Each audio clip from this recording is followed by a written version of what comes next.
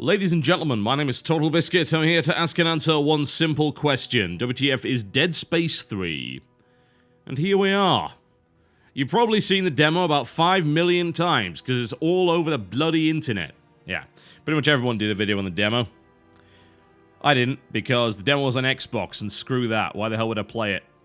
Also, I really have no interest in Dead Space games, or at least I didn't, but this one came along and I heard a lot of rumors, and those rumors surrounded a bare-bones PC port, so my attitude is quite simply this: it is my duty to tell you if this is the case, because I'm a PC-centric channel, and I care about bad ports, in the sense that I want to stomp them into the ground. What is Dead Space 3? It is the third in the Dead Space trilogy, published by EA Games and created by Visceral. Visceral pretty much just makes Dead Space games, aside from Dante's Inferno, which was the most flagrant God of War clone I've ever seen. It was okay, aside from the... Yeah, there was some really twisted things in there, let's just put it that way. I don't even want to describe it, because I'm thinking back to it, I'm like, yeah, someone really, really screwed with the art design in this game. Oh, man. Yeah, just don't even ask. There's some pretty disgusting things on the lust level, let's just put it that way. So, I've got to say, I've never played a Dead Space game up to this point. And the reason is I'm not really into horror games in any real sense of the word. I'm too easily scared. I'll freely admit it. I'll happily admit that, because that's a good thing, right? It sucks if you're not scared by horror games, because you don't get the main adrenaline-laced thrill of the whole thing.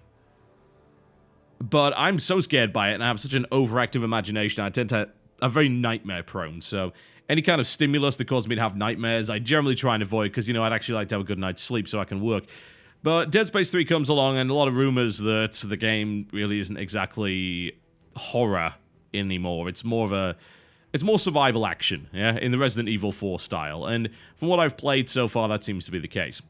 But first things first, let's tackle the whole PC port thing. Is it a bare-bones PC port as it was claimed? Now, I just want to point out that the person that claimed this was actually the guy from Visceral himself, so it's not like we just made this up.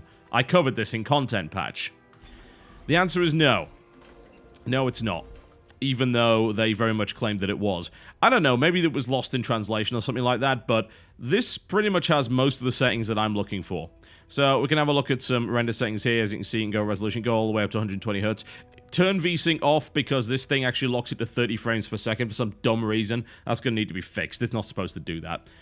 This rockets up to about 280 frames per second on my system in certain circumstances, which is pretty ridiculous. Now, what I've just done is cranked everything up to max. I didn't have soft shadows on earlier, so I put that up, I gave it some more anisotropic filtering, and there's a lot of options here.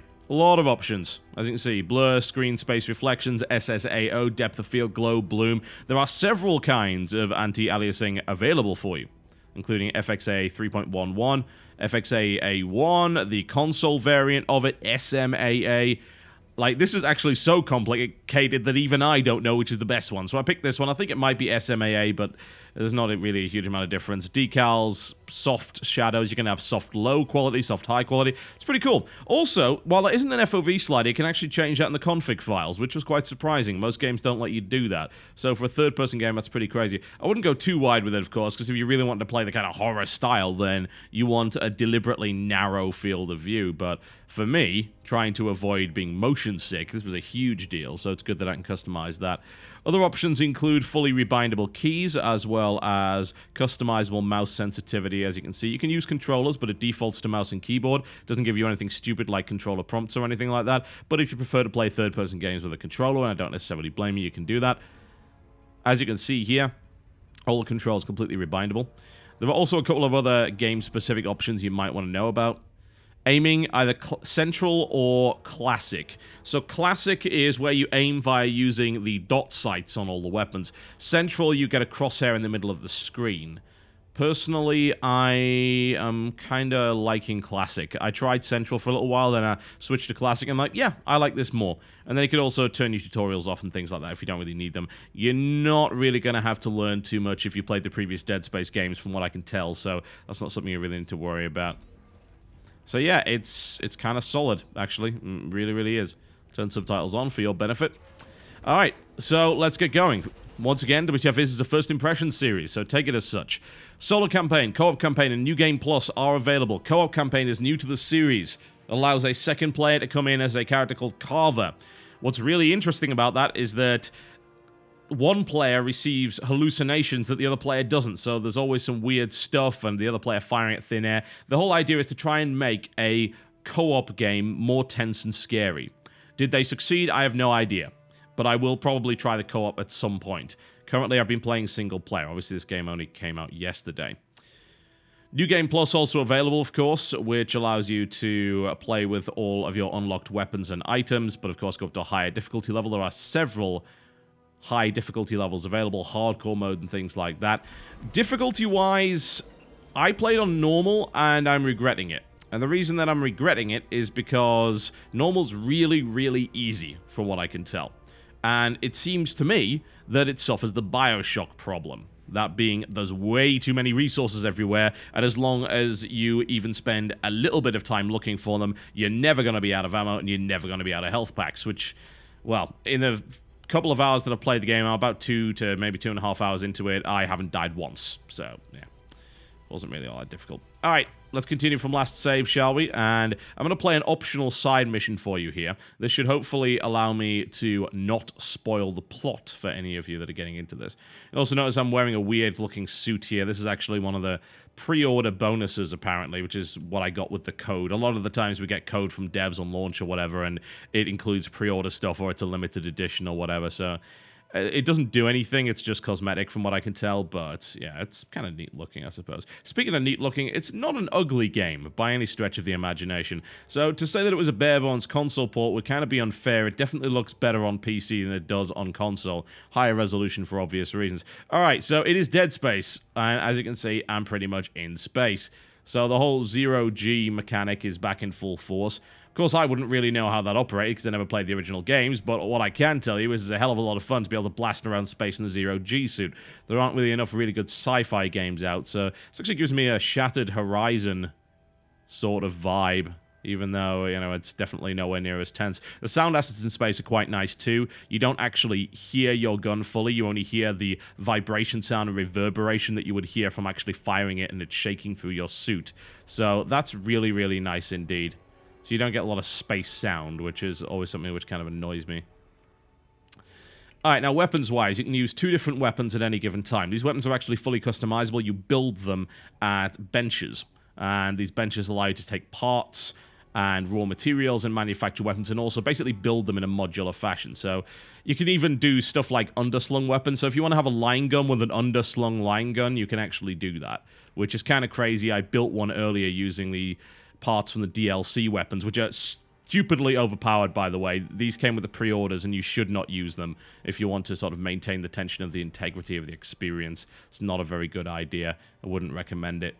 So just don't activate those at all. You'll be super tempted to use them. And you can't actually delete them either once you've activated them. The parts stay in your inventory forever, because when you dismantle a weapon, it doesn't go away. So you have like 2 heavy elite frames and some modules that you shouldn't have 20 minutes into the game, which is pretty stupid. Alright, cool, we're inside. For some reason, these high-tech advanced spacesuits about 500 years in the future only have 4 minutes of air in them, which seems to be fairly stupid. So this is a side mission. There are various ones available. You travel between these ships that are in orbit of the planet via the use of a little shuttle pod. You don't pilot it, you just tell it where to go. I made it inside the Greeley. And for the most part, otherwise, you're looking at a third-person action horror game. So, let's get into it. No doubt we will run into some necromorphs fairly shortly. I'm going to open this door using the telekinesis mechanic. This is something that allows you to pick stuff up and throw it. It's pretty much required for the game's, quote, puzzles. So far, I've encountered stuff which barely even qualifies as a puzzle. It hasn't taxed me. It's just a case of move this stuff around and make things work in a logical way, which is totally fine. Nothing particularly cryptic as far as I can tell as of yet. That may disappoint some people. It certainly doesn't disappoint me, because screw that noise. Alright, now what I'm doing here is I'm looking around for items and things like that. Also looking out the window, because that is kind of nice looking, is it not? Yes, indeed it is. So a lot of this game seems to be based around scavenging, and actually this leads me to very much believe that this game is a lot like Bioshock. It's like a third-person, slightly scarier in places Bioshock with a lot of limb severing and things like that. It's got the whole telekinesis vibe, it's got the whole outlandish weapons and weird themes going on with it. and the whole cult nonsense and religious sort of turmoil and ideological stuff. So it is kind of like Space Bioshock, right? Which, of course, would be like System Shock, but there you go. Alright, evil necromorphs are trying to kill me. What should I do? Well, I can shoot it with the line gun, that usually works. Although, as you're probably aware, if you know anything about the series, necromorphs are usually killed by slicing off specific limbs.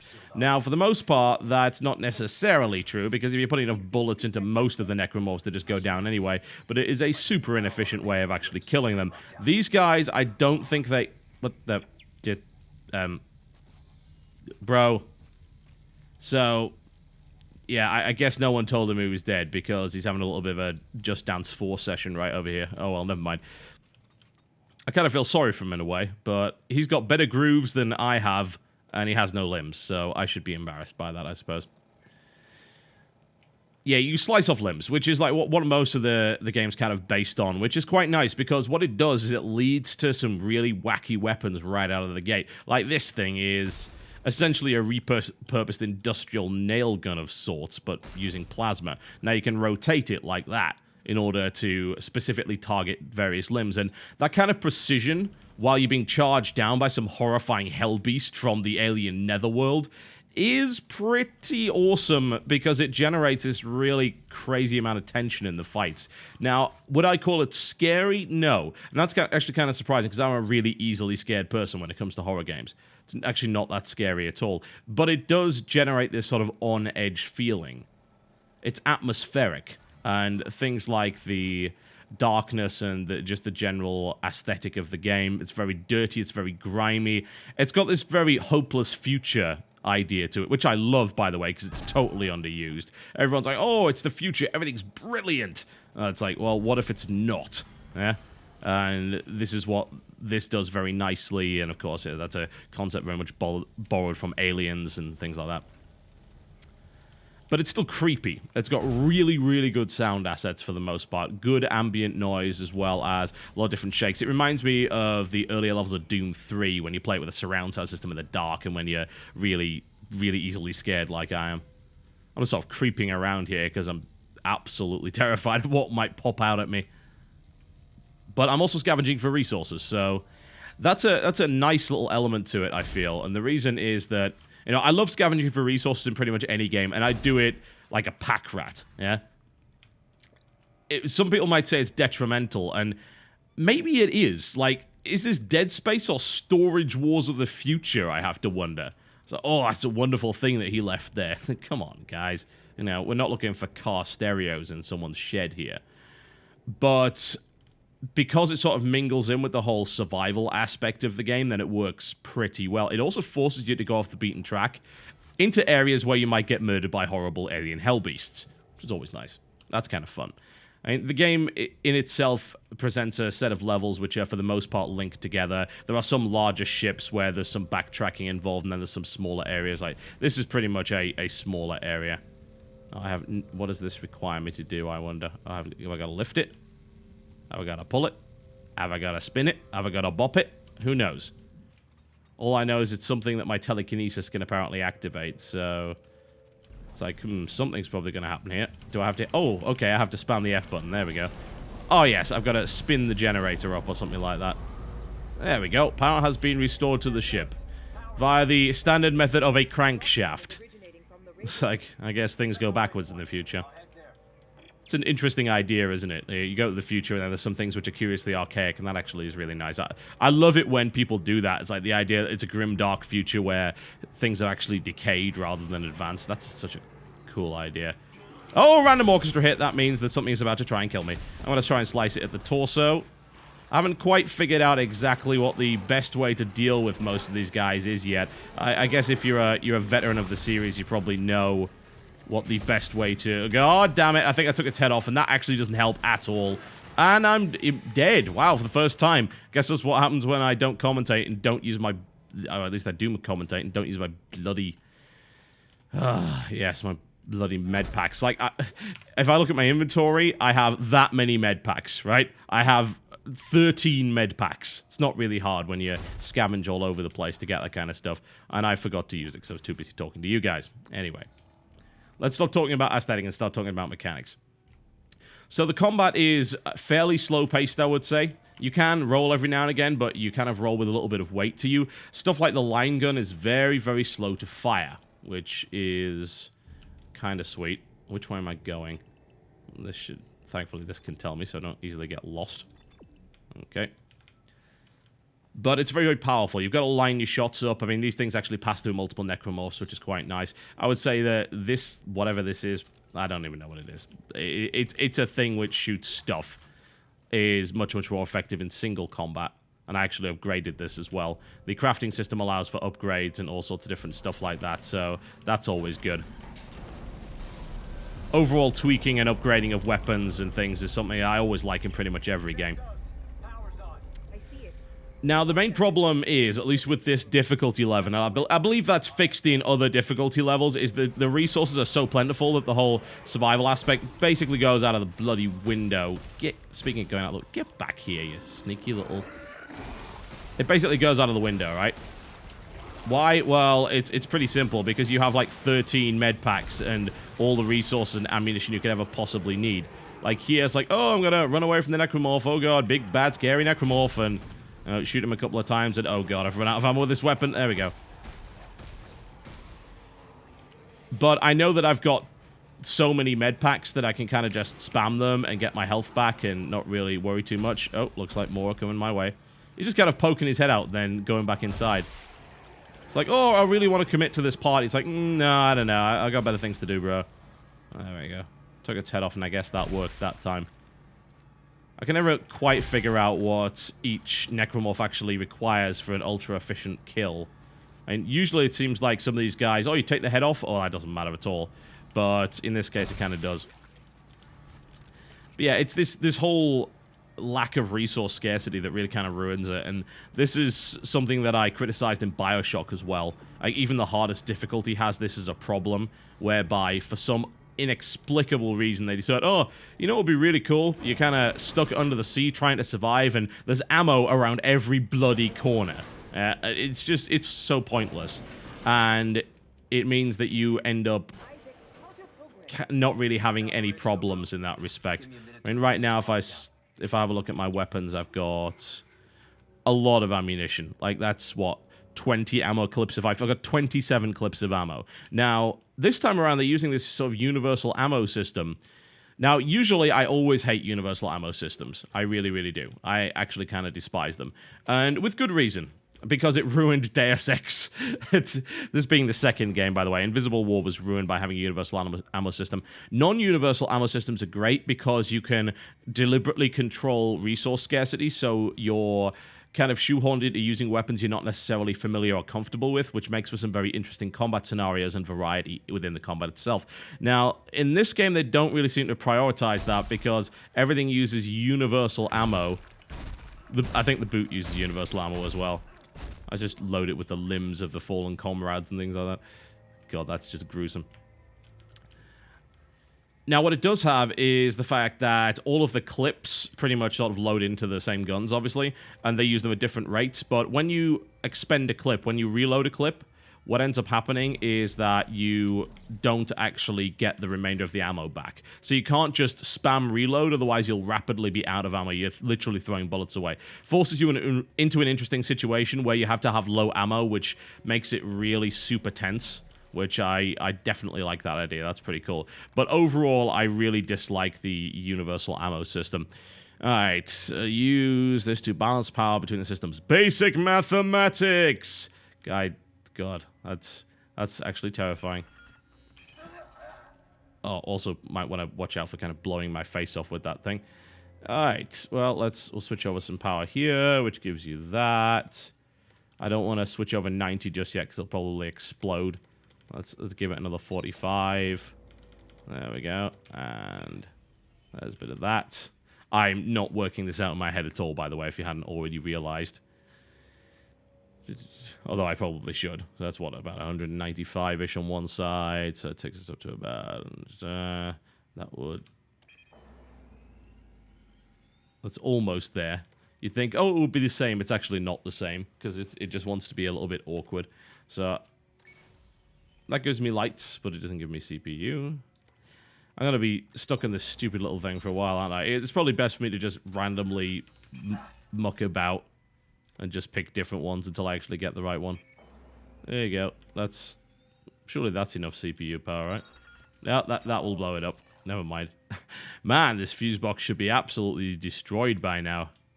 Considering my obvious engineering incompetence. I am Isaac Clarke. I don't know basic mathematics, but damn am I good at killing aliens, yee-haw. What of the point does it actually want you to have both? I have to wonder. Maybe you have to pick one or the other. It's like, ooh, do you want the lights? Or do you want to activate the computer power? You probably want the computer power, don't you? Although, as it turns out, it seems like there's no way to turn that on without getting a very, very specific number. So, I guess if we turn that off and get another 60, that might do the trick. There we go. Yeah, so you can't have both on at the same time. It's like, gotta turn the lights off. Gotta turn those lights off. Okay. I shall keep moving on here.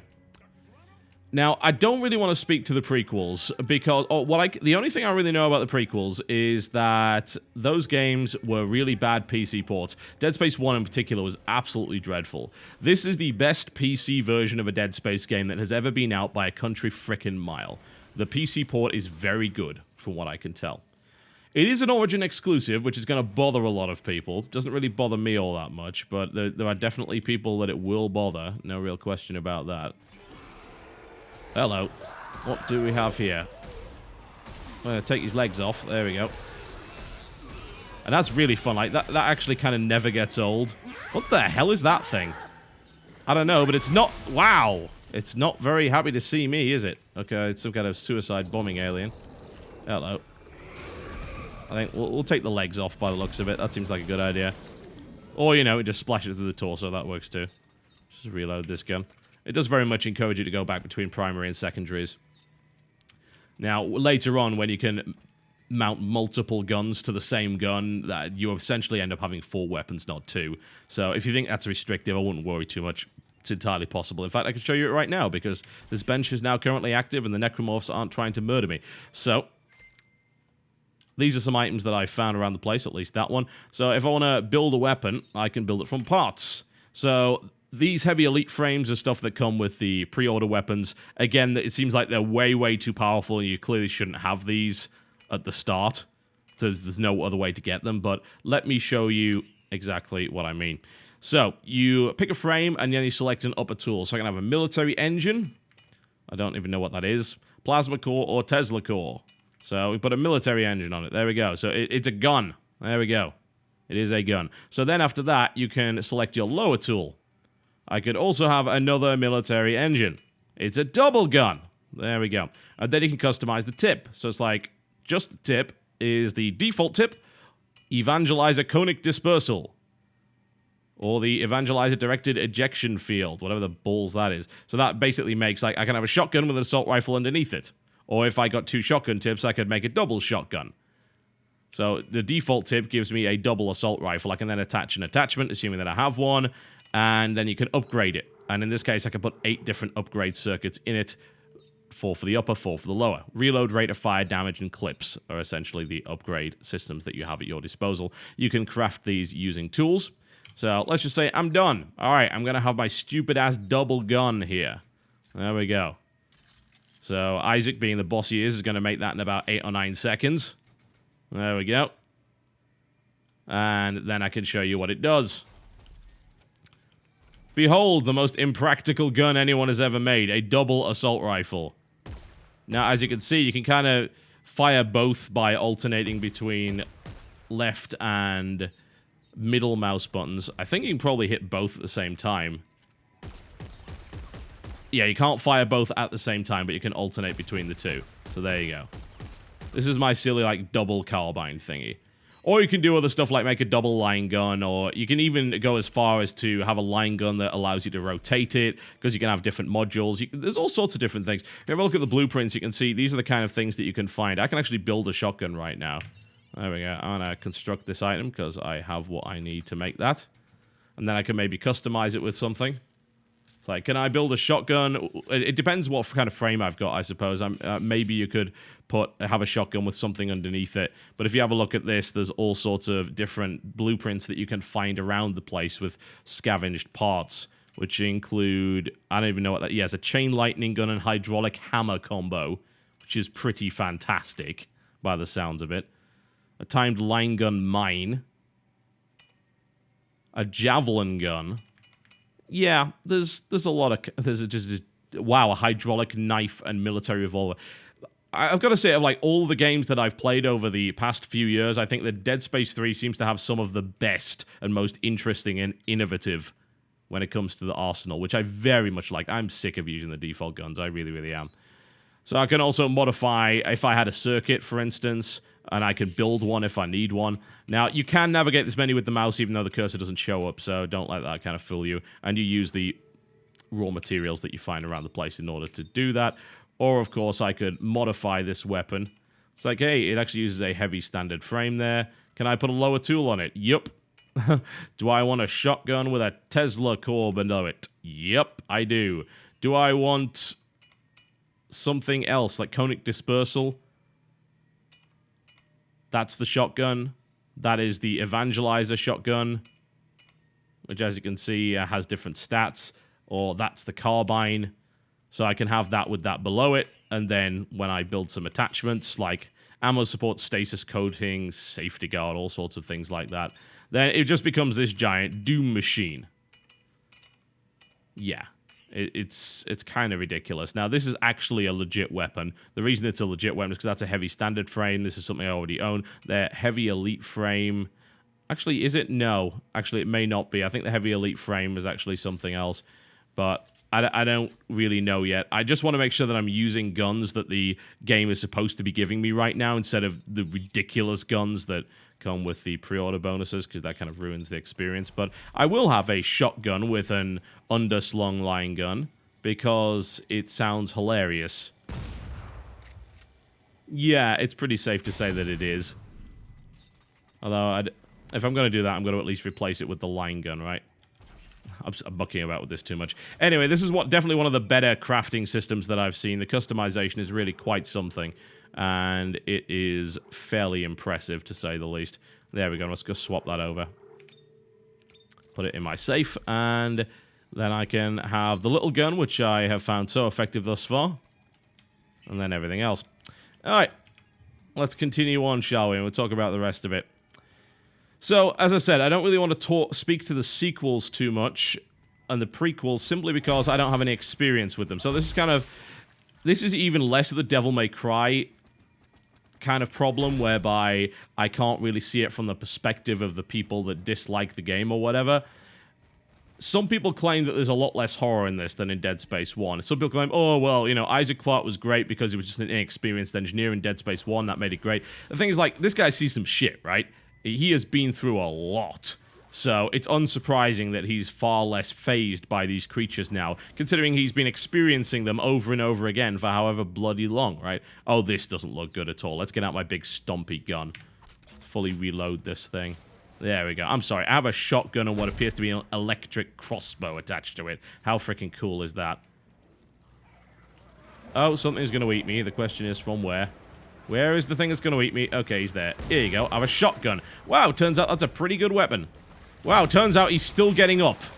Okay, maybe it's not such a good weapon. Stop spitting at me. God, it's incredibly rude. Oh, this bloody things have no table manners unless you're American. Right, get out! Go away. Thank you.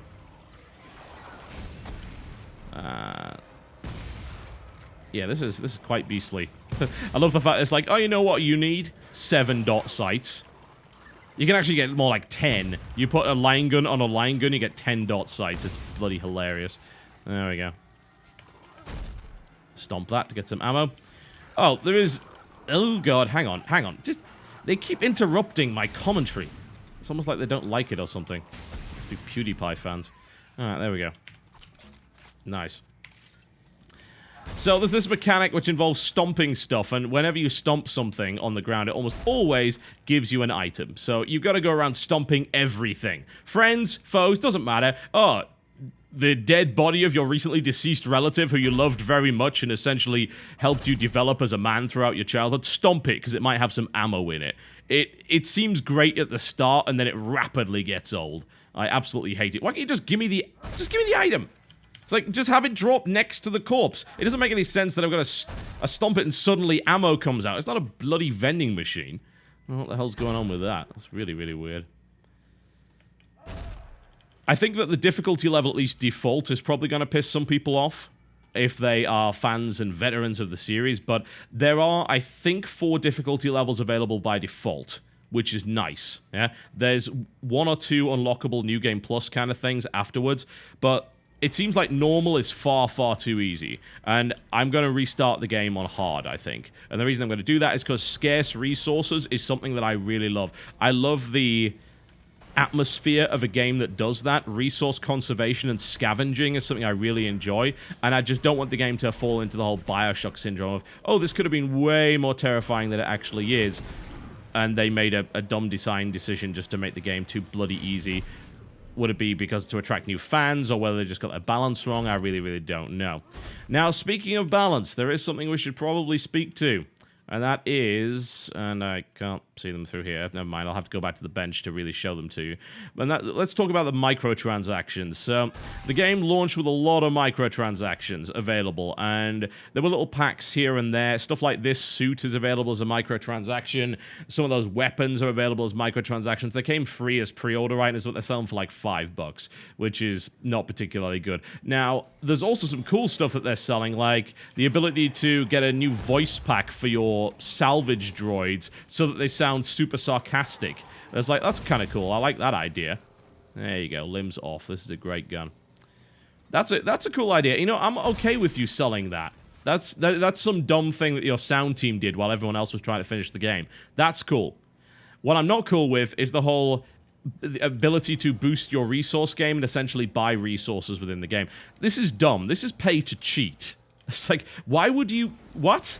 I mean, well, you can't do... That's just mean. Alright, you. Here you go. Have one of them. You know what? If you're not going to go down, you can have one of them. I'm going to stomp on your head. Come on, give me lollipops. Thank you.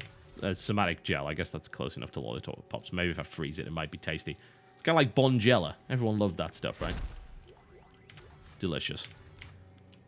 Find items. Stomp everything. God, this guy's a mightier boot than Duke Nukem, I tell you. It's the pay-to-cheat that I have a problem with, and it's twofold. It's actually threefold. One, it's goddamn obnoxious, and it's money-grubbing, and there's no way you should be exploiting your customers like that. It's absolutely ridiculous. And you know what is it with EA and their third game being the one that does that? Mass Effect 3 did it, and this game does it too. What is that? That's some kind of twisted business practice whereby... God, I thought it was a necromorph back there. No, it's just a barrel. There you go, thank you. The business practice is you get people hooked in with Dead Space 1 and 2, and then the third game in your franchise is where you really try and milk them with everything you got, right? Because, oh, what the hell is this? Get off! Pesky little bastards. It's stomping time. I really didn't do much damage to me at all, so I guess that doesn't matter too much. Excellent, I can actually show you the microtransactions that we're talking about here.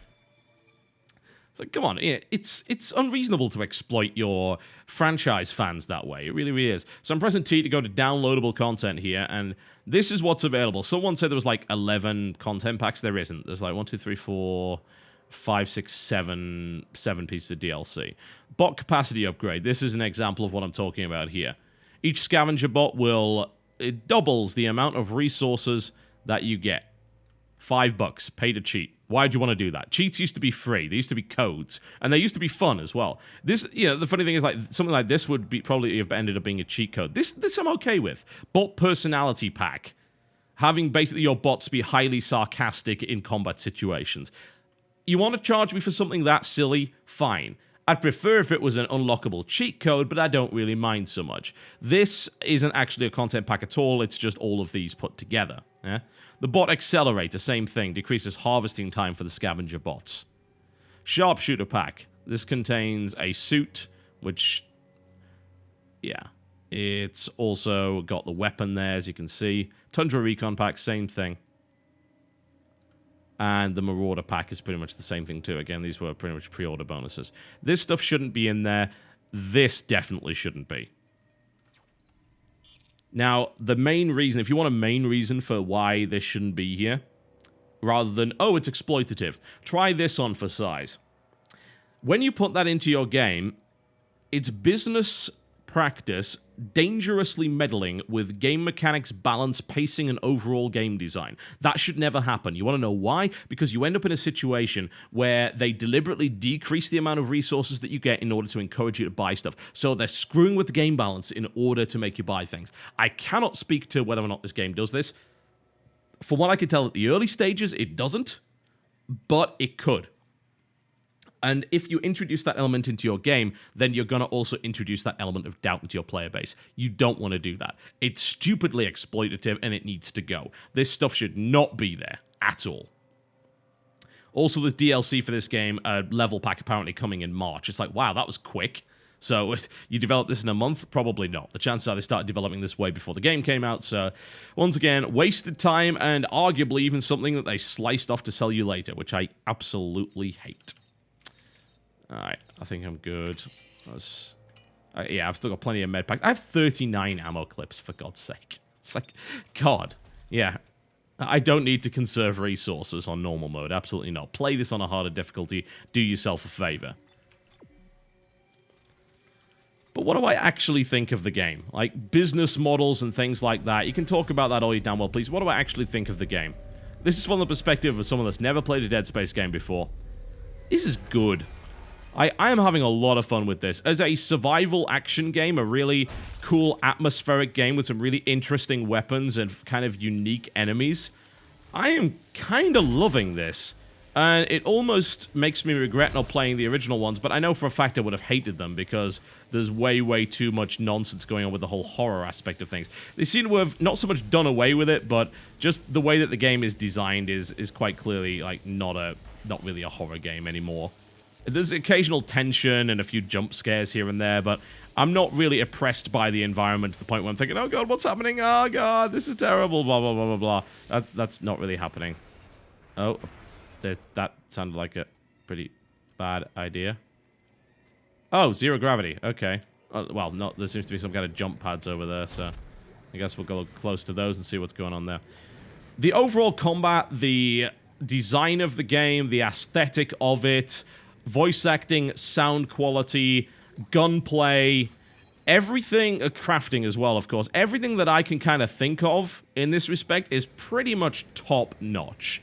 To the point where I would say that I'm actually enjoying this now more than I enjoyed BioShock, and that was a game that I liked a lot. So, for me, that's kind of a big deal. The game apparently runs between 18 to 20 hours of content, according to the various reviews that I read on this prior to starting this, just in a case of, you know, doing research like I should be. That's a lot of content. The co-op mode as well apparently offers stuff that isn't available otherwise in the game, which is interesting. Some people won't be okay with that, because they want to play it single player, just like the rest of it. Most of it is a case of you go through the same game, but there's some areas and rooms that aren't unlocked unless you're in co-op mode. They've also changed the puzzles around to work differently in this mode too, which is kind of a nice idea. That's really, really awesome and unique. I'm wondering if I can actually use those, but I guess not. Alright, well, yeah, we're going to head back. So there is some backtracking in this game. I mean, that's where a lot of the game actually gets its longevity from, I assume. With New Game Plus mode, a variety of different difficulty levels, or what the hell is all of this stuff that's going to... I don't know. Oh, this is going to turn into a horrible thingy, isn't it? Alright. Probably something that can be solved with a shotgun. Or a line gun. Or both. Yeah, you go. Have some of that, you little bastard. Thank you very much. I didn't reload my gun. I didn't reload my gun. That was very, very silly. Oh, they're getting up again. I don't like this. Go away. Go away. Get off. Thank you. So, the game seems to have longevity. Like, there's a reason to replay it. And that's a pretty powerful thing, especially on a game like this. If you're talking about 18 to 20 hours of content, and then looking at replaying it in either co-op or a higher difficulty or hardcore difficulty mode. There's a difficulty mode whereby there are no health packs to be found anywhere in the world, and you have to literally craft everything. That actually sounds really attractive to me. That sounds like a lot of potential fun. That was a waste of ammo, but there you go. It's... I think I pulled out. I mean, that is pretty cool, right? That's a cool idea. The message is a warning to someone. And this seems like a pretty high value package. Yeah, the encryption key is. I don't have a lot of bad things to say about this. Business model wise, yes, I would definitely criticize the microtransactions. They don't seem to affect the game, but they could, and even the possibility of that has me very, very wary. I would criticize the default difficulty level as being far too easy, but that's something you can solve yourself by simply playing on hard, you know, take responsibility for your own entertainment, and so on and so forth. I guess I don't want to be standing in those. Seems like a pretty bad idea. Is it a horror game anymore? Probably not. Is that going to disappoint people? Sure. As my first Dead Space game, am I disappointed by that? No. Am I having fun with it? Yeah. I really am. I didn't expect to, but I am. It's just everything I see about it just oozes polish. And it seems like they've taken systems from a number of different titles, as well as, of course, their own, and they've developed a unique horror-themed space third-person shooter with some cool weapons, some unique enemy types, some really nice environments, and an overall storyline that's quite compelling. It's hard to argue with this package, in my opinion. It really is. It's like, hey, I'm enjoying a Dead Space game. Who'd have thought that would happen, right? Yeah. Not me, I can tell you that for a fact. So there you go, folks. Dead Space 3, currently available on Origin. You can buy it at different retailers, but you're still going to have to play it on Origin anyway. I've put a couple of links in the description, so if you want to choose between retailers for whatever reason, you definitely can do that. I'm going to die again. Thank you very much. That's what I get for not focusing on the bloody game. There you go. I'll have some more of this, and maybe some more of that. Thank you. Reload the silly gun. Did I reload the silly gun? I did. Excellent. Unload with the silly gun.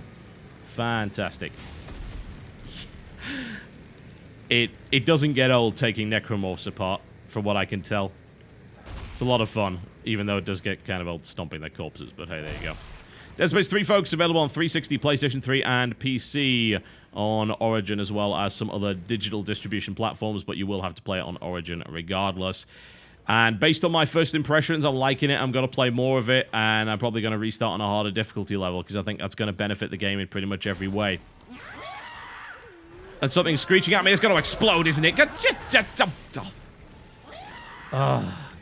God, the last thing I needed was an alien jihad. I'll see you next time.